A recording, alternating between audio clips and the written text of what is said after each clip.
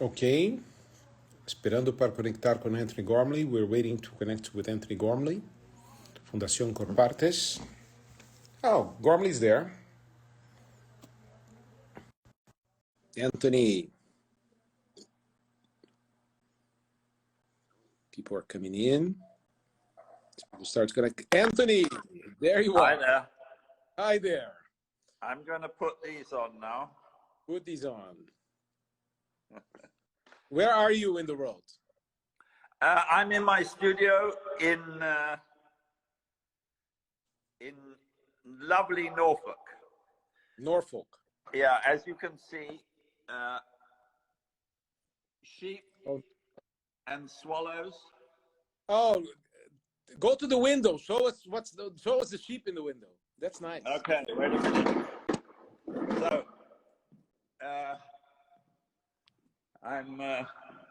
it's not just sheep, it's sheep and chickens and swallows. What do you think? What do you think That's of that? lovely. That's lovely. That's lovely. That's lovely. So I wonder. we have a lot of wildlife. You can see these are seagulls that are coming in from the sea now. And they're mixing with the swallows, and the chickens are mixing with the sheep. We can go out here actually, because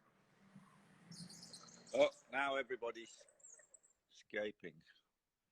But it's just been the most lovely weather.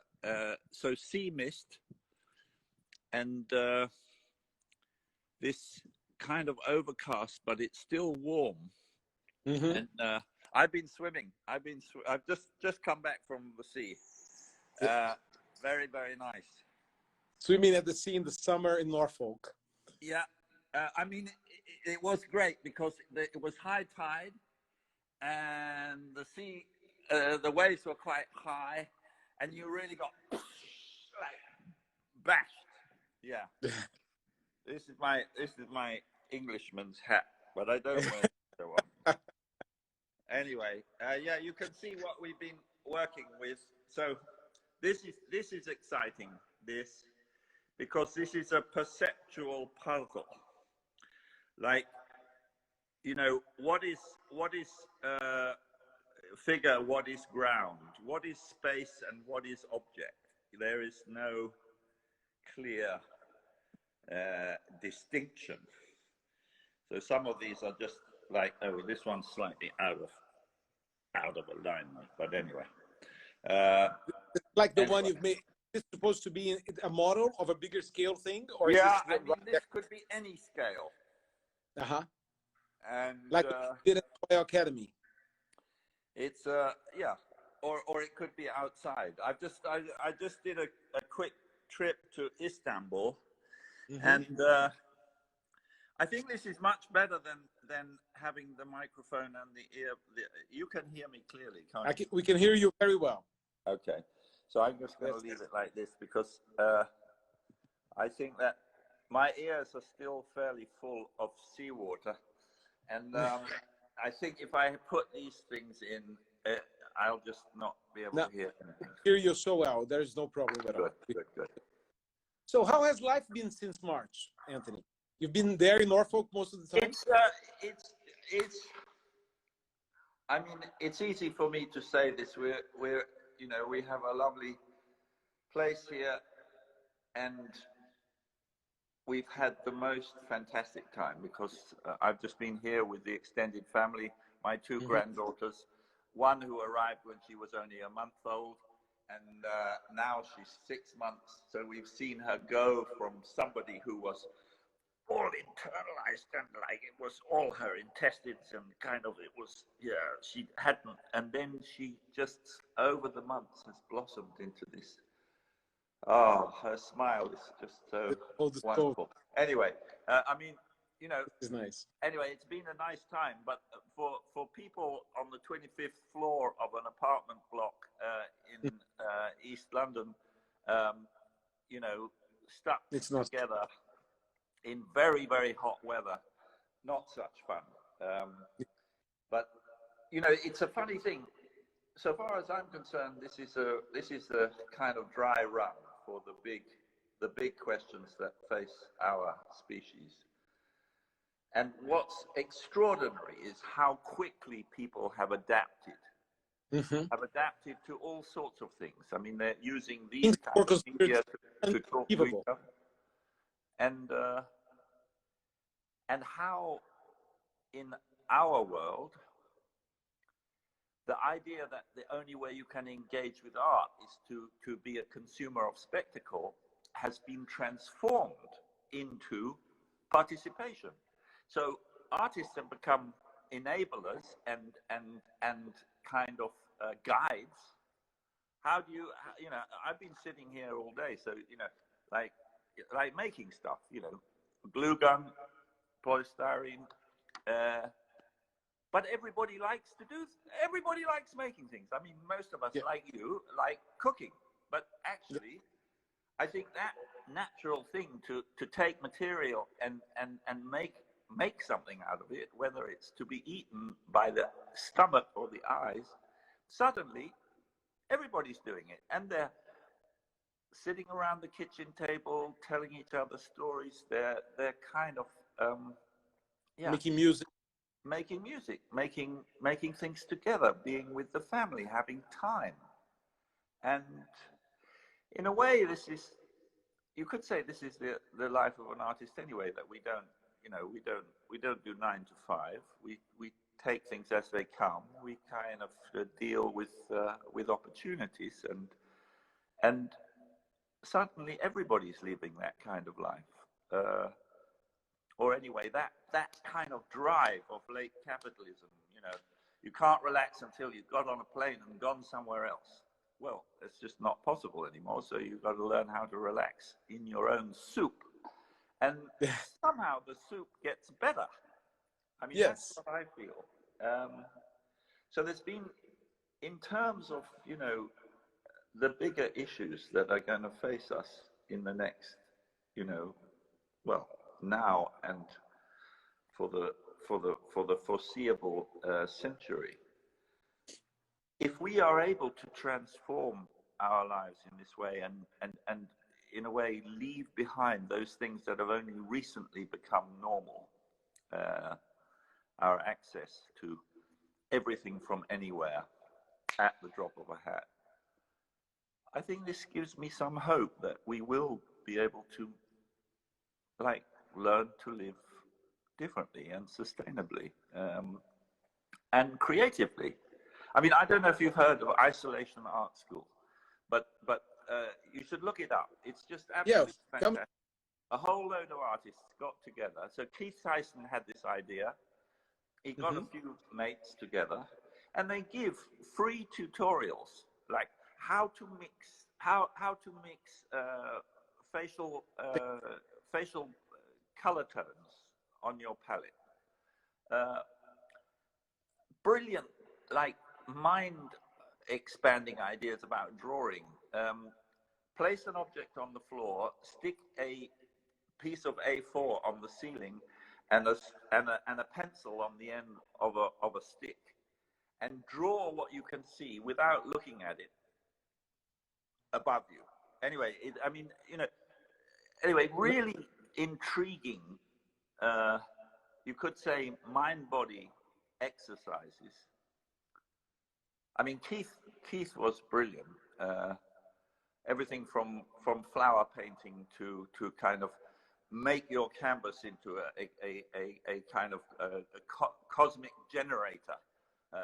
You know, so everything from a sort of abstract expressionist idea about pigment and color as a raw material for something that happens, that arises, to, you know, very careful, programmed, how you paint a petal at a time on a flower. Anyway, thousands of people have gone to Isolation Art School and are now happily painting and drawing and making stuff. Isn't it a fantastic chance we have now? You know, it's an opportunity to really reset everything in completely different terms, including the ability to connect audiences and artists, to connect creativity, to connect environment in ways that we did not conceive were acceptable just a few months ago. Yeah, and I think, well, there is a generosity that we've had. The biggest gift that we've had in this lockdown situation is time. Time to really think about what you care about, what you value, who you love, how you express that. And yeah, I guess then being able, through this miracle, the materialization of the noosphere, you know, Vernadsky and Teilhard de Chardin's idea that there would be a global connectivity of human minds. And this has now its material pathway. We have the internet. And suddenly, this idea of very intimate regionalism becoming somehow shared, potentially throughout the surface of this biosphere, you know, I just feel, yeah, it's been a gift. It's a, you know, yes, it's a crisis, but on another hand, it shows us not only that we can change, but in the way that we can change, we can reinforce each other. And this new balance between, you could say, individual capability, agency, creativity, and you could say global, you know, globalism. I mean, you know, the global, in a way, always up to now has somehow had these kind of references or nuances to do with corporate values.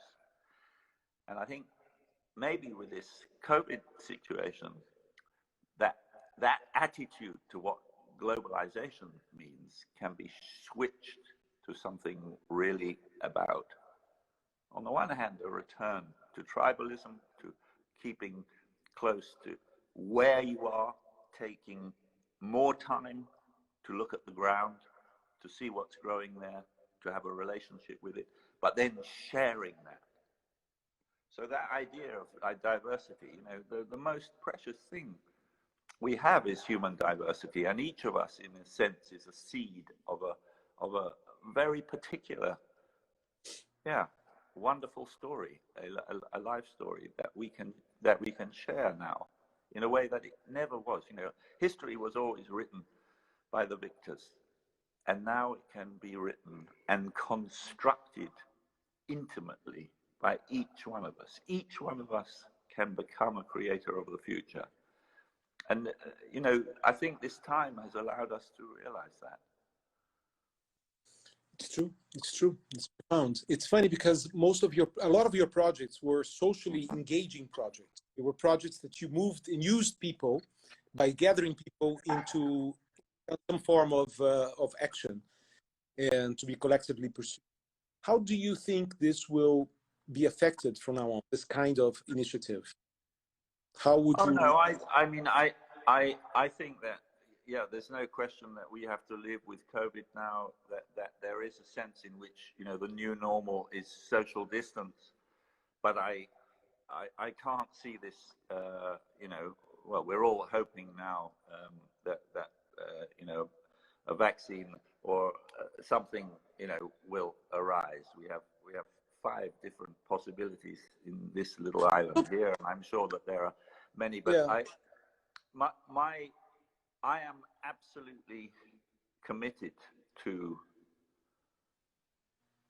well, a transition that I think in a time of commercialization of art has not been so recognized, but I am absolutely convinced that there is an underlying transformation towards participation in terms of the way that art is, rather than, you know, the singular work of a singular genius that costs a singular amount of money. The idea that art can be generated collectively, can be about collective experience, can be in a way, shared collectively, and this is a medium, obviously, that allows that. And I think, well, and I hope that will continue. You know, I mean, it's really interesting in terms of the philosophy and self-idea of our art and museum institutions, because really they're a 18th century idea that has, you know, been around for now 250 years, with the idea of conservation and curation as the primary and two responsibilities. Well, you cannot go on making enormous collections that demand massive amount of resources to, you know, if the anchor of history is so heavy that you can't sail forward, that's not so good. So I think there has to be, I mean, in my way of thinking now, an institution like Tate Modern or the Museum of Modern Art that has grown on, in a way, a late capitalist notion that you have to expand your space in order to expand your audience, in order to expand your area of influence.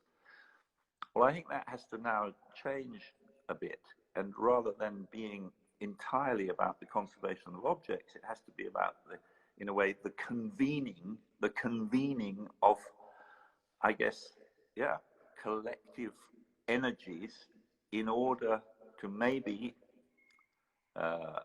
share the space with local artist groups, maybe allow the curatorial class to be infiltrated by artists themselves. I mean, that extraordinary museum in the north of Japan, built by Sana, a museum of the 21st century. You know, they from the very beginning Kanazawa gave a third of their space to local groups to curate, and I think that's, well, you know, it's a visionary idea, and I think that we'll see more and more of that. And that idea that actually the social responsibility of a museum is as important as their need to both present but also understand, in a way, the work of contemporary artists. Absolutely. Let's go back to another subject. What attracted you to work with virtual reality? Well, I think I had I think the truth about that is that I had a lot of prejudice about virtuality. I am a sculptor. I make things out of stuff that have to be, you know, palpable, that have to be touched and walked around. What have I got to do with the virtual, which is a denial, in a sense, of the palpable? And then I said, well, that's a prejudice. I better examine my prejudice. I better deconstruct it. I better go and have a look. So I started, somebody gave me a trial on Tilt Brush, that Google kind of design tool. And it was really weird because it was about making, brush strokes in space. And I immediately started trying to weave these brush strokes into a...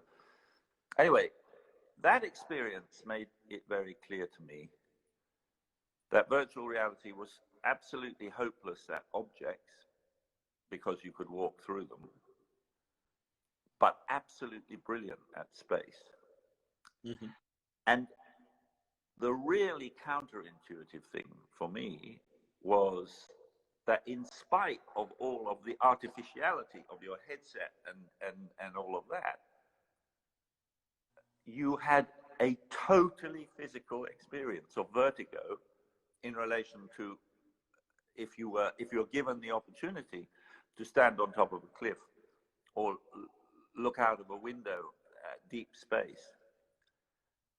And yeah, that was the key really to then my thinking, well, what is the logical extension of this? Let's do something about space, and let's do something about space that is only available, if you like, virtually. So we were able. I rang up my friend, Priya Natarayan, well, she's an astrophysicist, but she's very, very interested in black holes and in dark energy and dark matter, and in mapping. And anyway, I said, look, will you join me on just trying to make sense out of making a spatial experience, but it has to be haptic. In other words, it has to be about space, but how it affects the body. And well, my original idea was that we were going to, explore, as it were, the reality of leaving our own, planetary surface, going up through the atmosphere, stratosphere, and then into our local space, but eventually ending up in intergalactic space, because the Sloan, she showed me a few things, of which the Sloan simulation of intergalactic space is such an amazing thing. Look it up. I mean, that CERN and NASA for me are two extraordinary institutions that, in a way, allow open source access. And yeah, this Sloan kind of intergalactic space simulation is so powerful. But having looked at that, we then just said, well, we've got to go one step at a time. And all of the data of the lunar orbiter of NASA is available. Yeah. And yeah, Priya got NASA's blessing that we could use, well, whatever information about the surface of the moon we wanted. And I thought, well, look, let's think about the moon as our, in a way, local largest found object.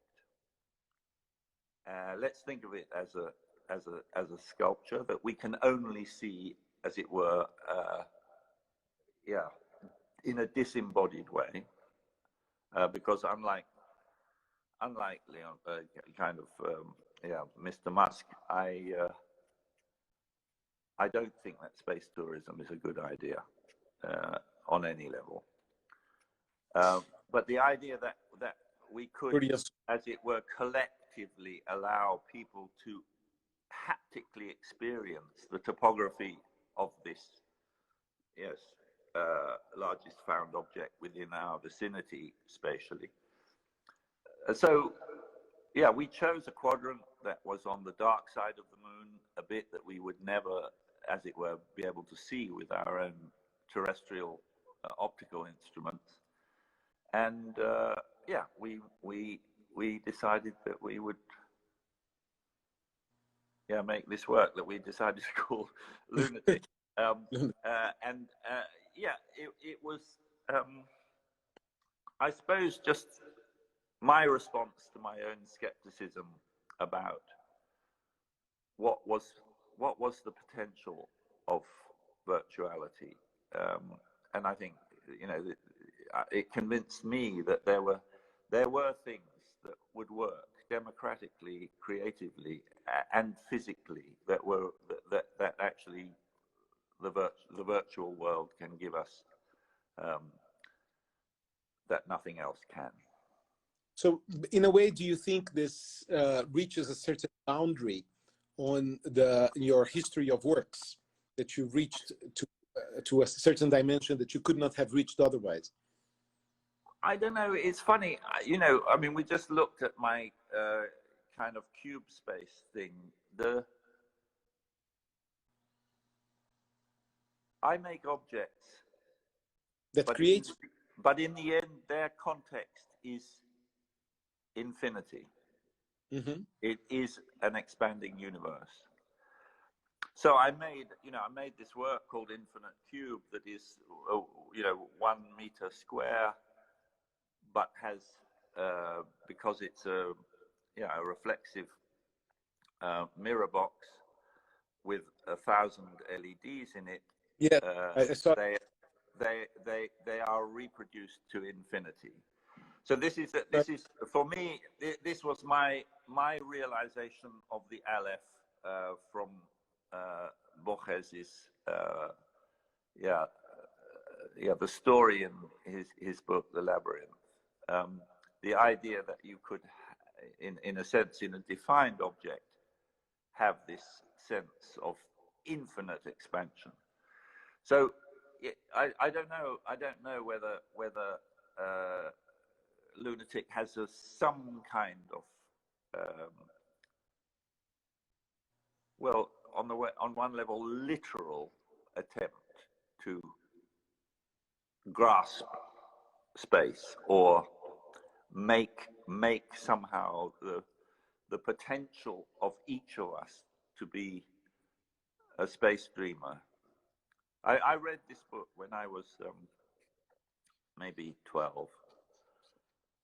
C.S. Lewis, that is most well known for stories of Chronicles of Narnia and The Lion, the Witch, and the Wardrobe. He also wrote science fiction, and there's a trilogy, That Hideous Strength, Out of the Silent Planet, and Voyage to Venus. And the protagonist of these stories is a guy called Ransom, who travels through space in a coffin. Anyway, I like the idea that virtual reality gave us, that we could treat our body as a spaceship, but it also got over the illusionary way in which, with a headset on, in a sense, you can move around. And this was a problem always, because I didn't want the illusion of actually being able to act on the virtual world. I wanted your body to be, as it were, the eye, the vehicle, and to, in a sense, have the eye and the vehicle distanced from the ordinary, or kind of the actions of the body. And I think that came from this notion of Ransom in his coffin, being able to escape all of the limitations of gravity, etc. Anyway, your question, I don't think this was, for me, Lunatic was the answer to a very specific questioning that I had about what the shortcomings really of virtuality are. And I look forward to seeing how that medium evolves in time. I love the notion that it can be a democratic tool. Yeah. In many ways, I mean, there's many issues that you've already addressed in your work, like scale, body, gravity, were there as well. So you were dealing with familiar issues. But I want to ask you something else.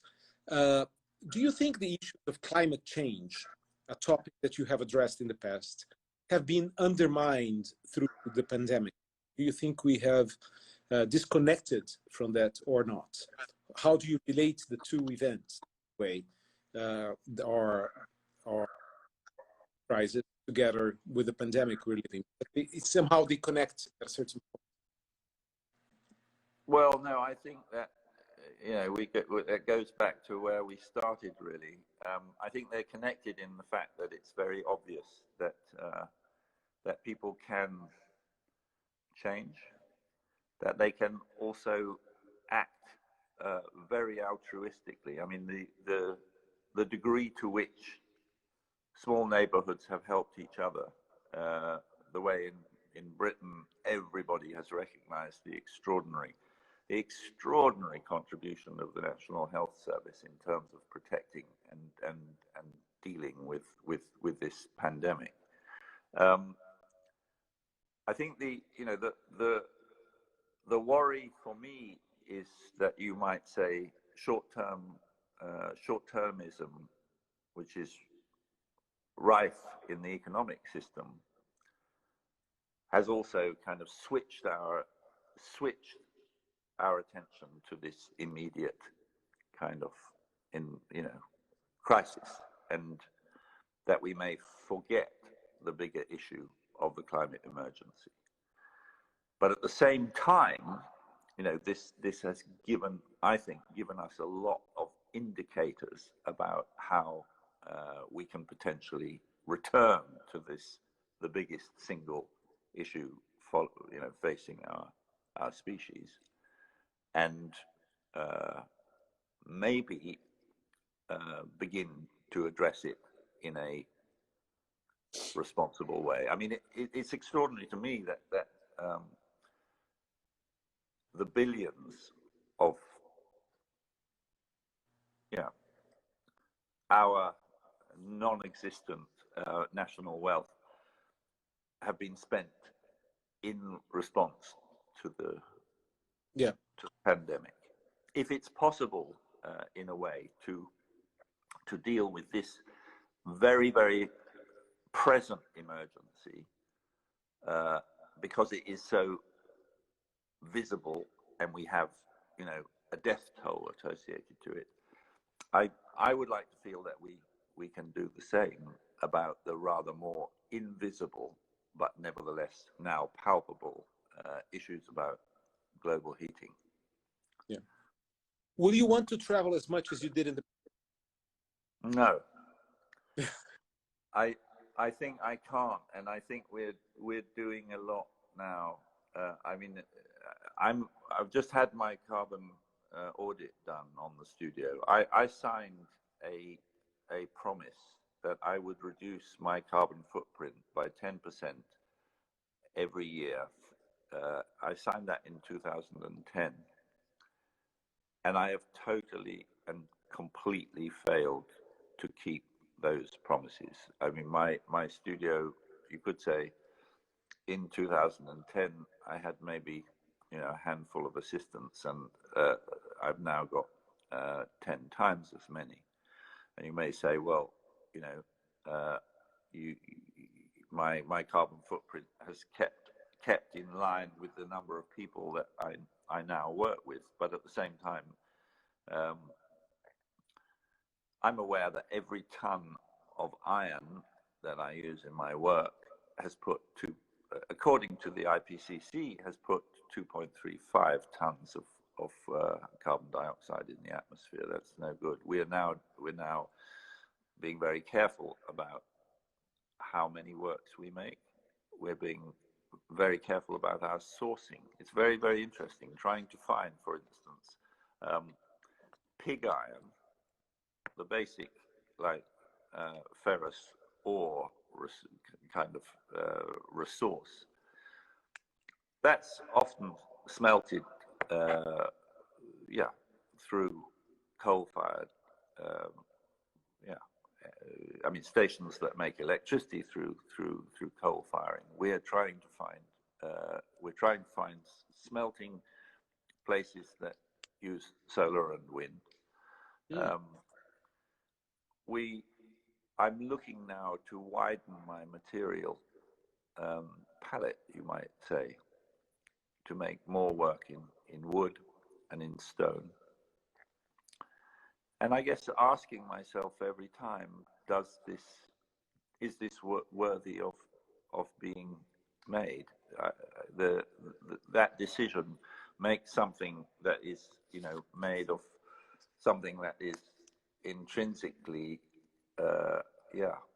very fragile, but also made from a petrol product, into something that will last a few thousand years. I think that decision to make something that is that lasting is a serious decision to make. I hope that I've always made that decision carefully, but I think the responsibility is to make it even more carefully, and also say, if this work could be made in wood, why aren't we making it in wood? Yeah. The fact is that I'm also committed to making works that last outdoors, that don't need the climate control, the protection from rain, wind, and acidic air.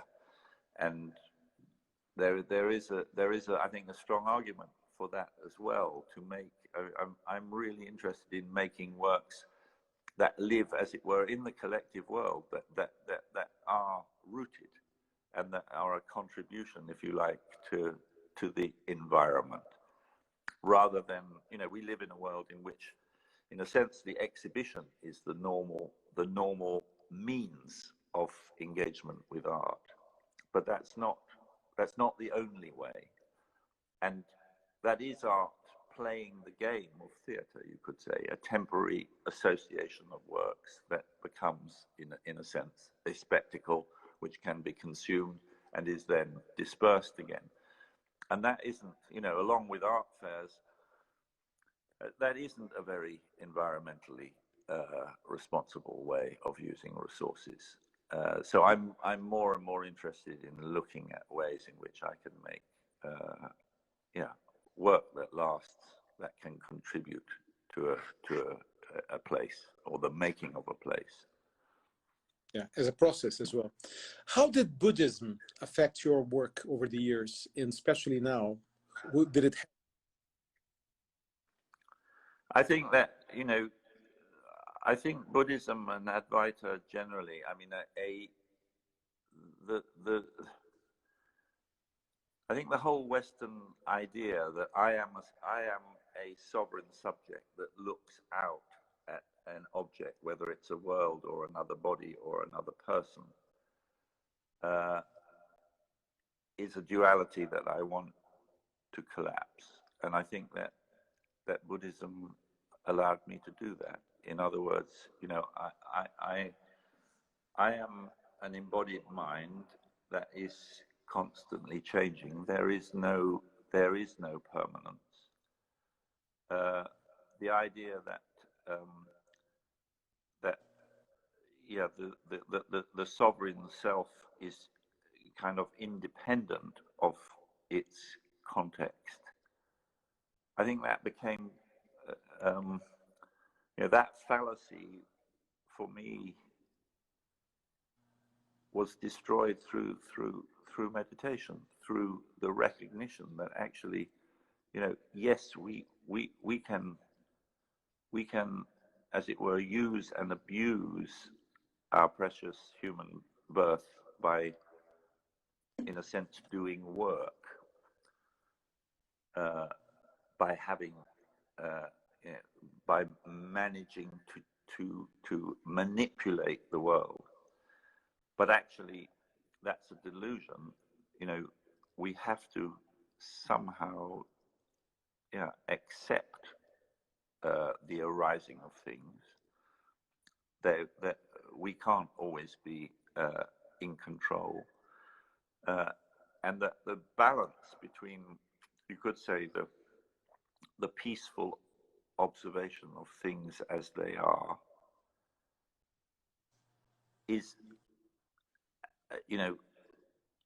well, the balance between that and acting, doing,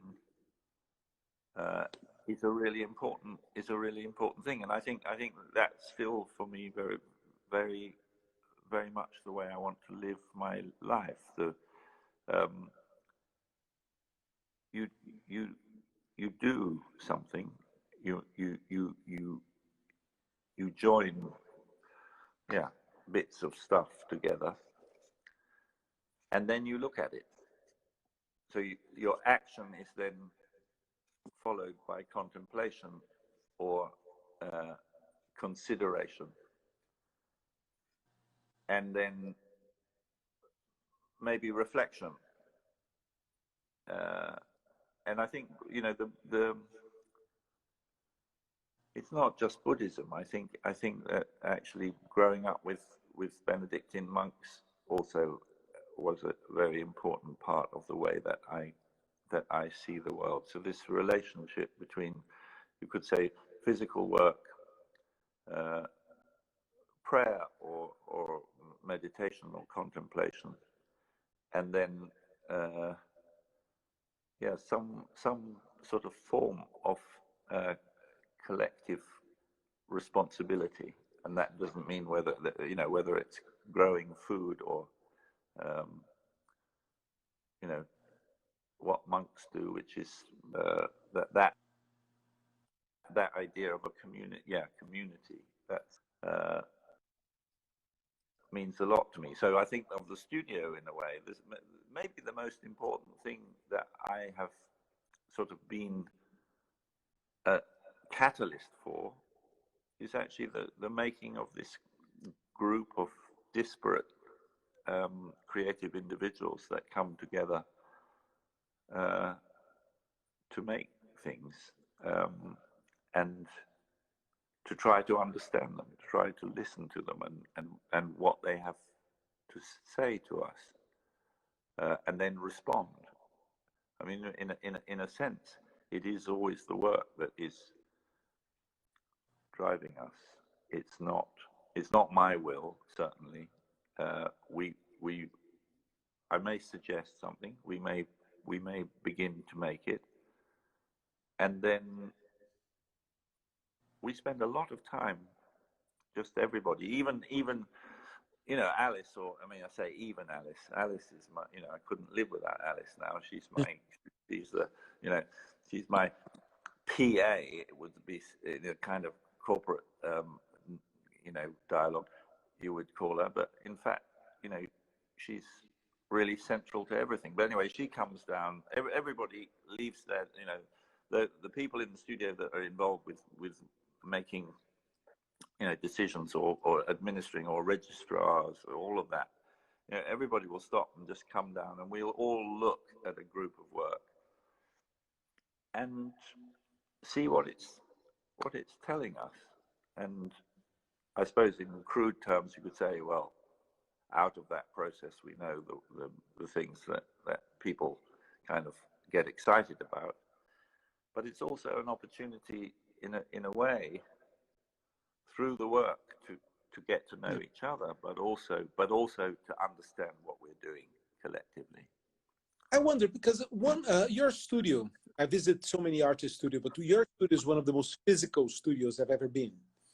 Everybody's actually having hands-on things. There's always somebody welding something. There's always somebody molding something. There's how to maintain at least a connection with your team during this time, being limited to the internet or whatever. I mean, no, like everybody else, I'm on Zoom and on Teams. But then I go. I'm on Wednesday. I'll be up at Hexham. This week on Wednesday I was in London. I mean, we connect on every available platform, you could say. So some of it, the best of all is when we're together in the studio, actually working together. But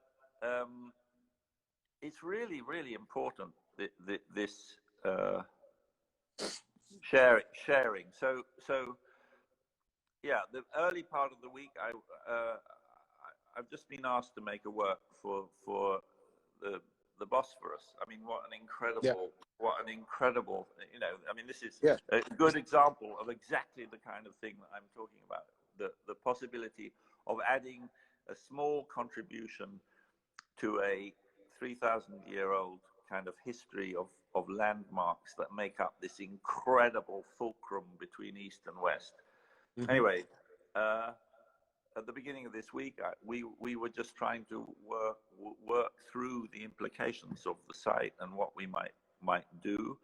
And I was working with Eduardo, one of a Spanish assistant, and we worked 2 days virtually.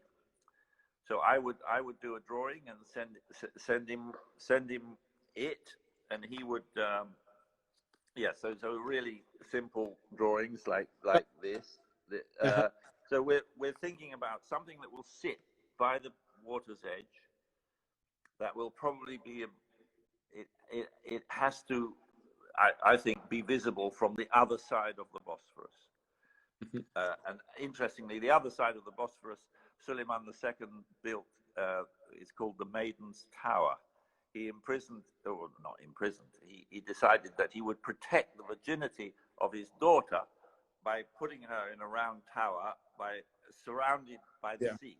Anyway, I mean, this is a kind of reference point, the other side of the water, but it tells you the scale that you have to work at. That's about probably 20 meters high. I think we're going to make something that is maybe 12 to 16 meters high. Anyway, I was just, for 2 days we were just evolving. Then on Wednesday I went down and we worked together. And yeah, on yesterday we were on Teams, just seeing how, and then next week I will probably see a few models. We'll start. We use Rhino and plugins for Rhino the whole time, and we'll start printing some small 3D models of. So this is anyway. It's a mixture of all the methods. So all the methods. So what is this new reality, this other reality, looking like to you now, after we've gone through almost 6 months of enclosure? I mean, how do you see that any change has really taken place? It's my biggest fear is that in the desire to get back to where we were, or make up for so-called lost time, we will forget the gift that we were given in this time, which is time. And that, in a way, we'll crank up that awful feeling. Got to do more, get more places, be more productive, growth at all costs. And I think this has genuinely been a time of reflection on values. And I'm hoping that we will have rebooted our value system to the point where we're not all going to try and get back on the carousel.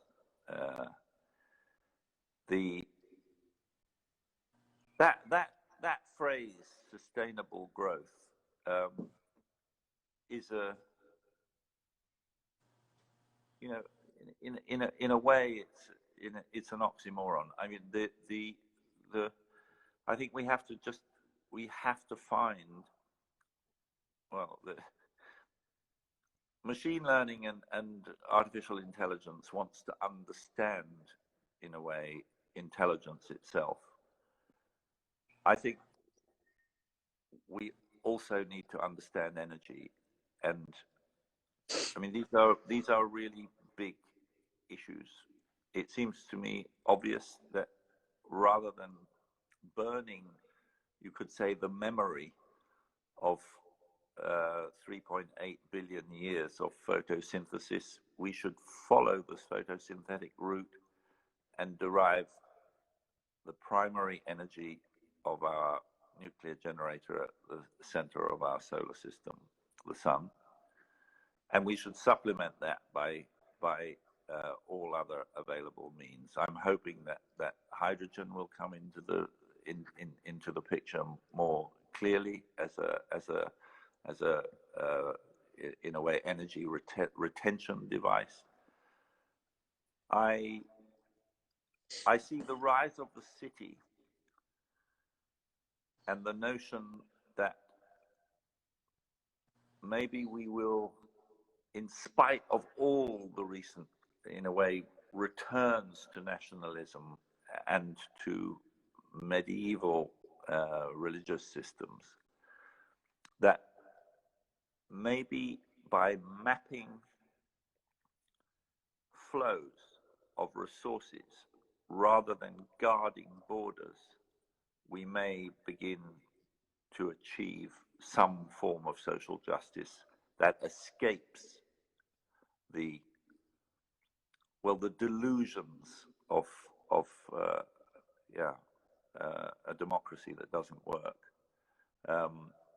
and this will only happen by the intelligent use of the very means that we're using now to communicate.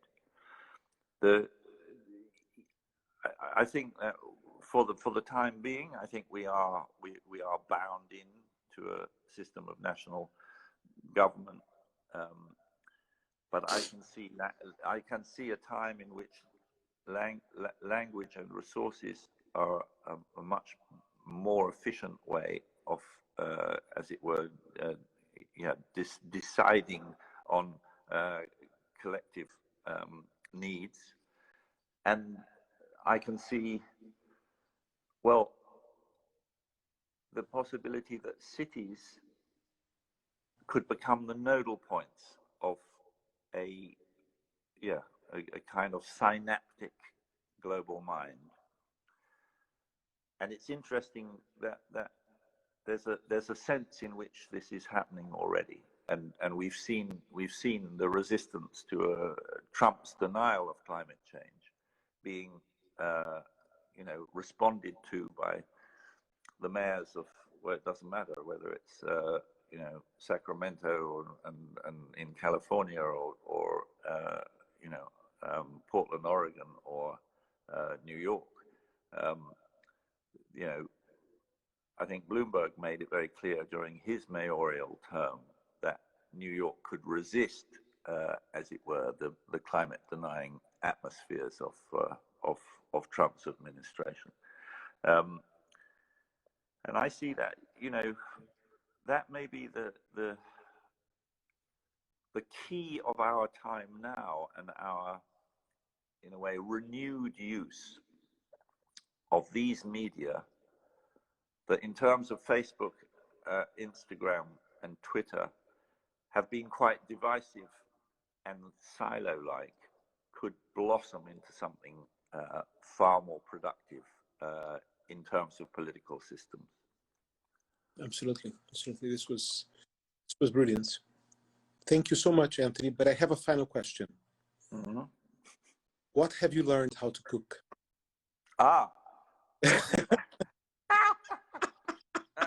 I think the thing that we've been cooking more of than anything else is beans, green beans. And the fact is that they're about the simplest thing to cook, but they are unbelievably delicious. But you have to cook them at the right time and for the right length of time. So we've been cooking green beans for about 11.5 minutes, and they have to be cooked to the point where they stay green. Yeah. They are succulent but still slightly al dente, and with a little bit of virgin olive oil and salt. They're just delicious. Give us a final image of your sheep. Yeah. Well, it's getting now. It's getting dark.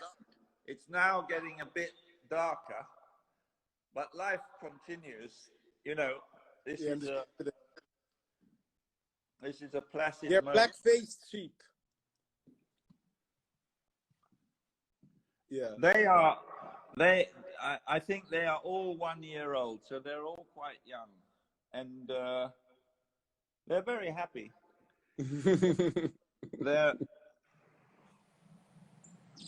if I leave this door open, they will all come and join me in the studio. Nice. Nice. Thank you so much for your time, Anthony. This was so lovely to talk to you and get connected again. Well, and, I hope to see you. I hope to see you more on Instagram, whatever it is what we're using. If not in the flesh. Yeah, we will. We'll see. We'll see what yeah. And if this happens in Istanbul, you should come and see it. We will. I will.